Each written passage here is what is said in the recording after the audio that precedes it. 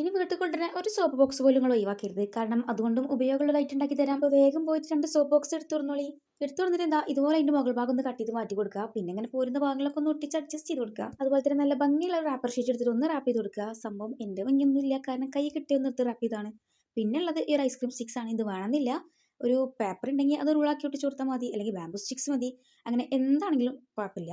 ഇനി ഈ കാണുന്ന ഗ്ലൂ ഗൺ ഇല്ലാത്തവരാണെന്നുണ്ടെങ്കിൽ അതും പേടിക്കണ്ട, ഫെവിക്കോൾ യൂസ് ചെയ്താൽ മതി. പിന്നെ മടി നമ്മളെ കൂടെ പിറപ്പായതുകൊണ്ട് വേഗം ഒട്ടിക്കിട്ടാൻ വേണ്ടിയിട്ടാണ് ഇത് ഉപയോഗിച്ചിട്ടുള്ളത്. അങ്ങനെ ഇതിൽ കാണുന്നത് പോലെ ഈ ബോക്സിന്റെ 4 വശത്തും ഇതൊന്നും ഇങ്ങനെ ഒട്ടിച്ചു കൊടുക്കുന്നുണ്ട്. ക്രാഫ്റ്റ് ഒക്കെ ചെയ്യാൻ ഇഷ്ടപ്പെടുന്നവരാണ്, എന്ന മെറ്റീരിയൽസ് ഇല്ലാന്ന് വിചാരിച്ച് മടി കാണിച്ചിരിക്കുന്നവരാണെന്നുണ്ടെങ്കിൽ ഇങ്ങനെ നമ്മൾ ഒഴിവാക്കുന്ന മെറ്റീരിയൽസ് ഒക്കെ തന്നെയാണ് നമ്മുടെ ക്രാഫ്റ്റ് ഐറ്റംസ്.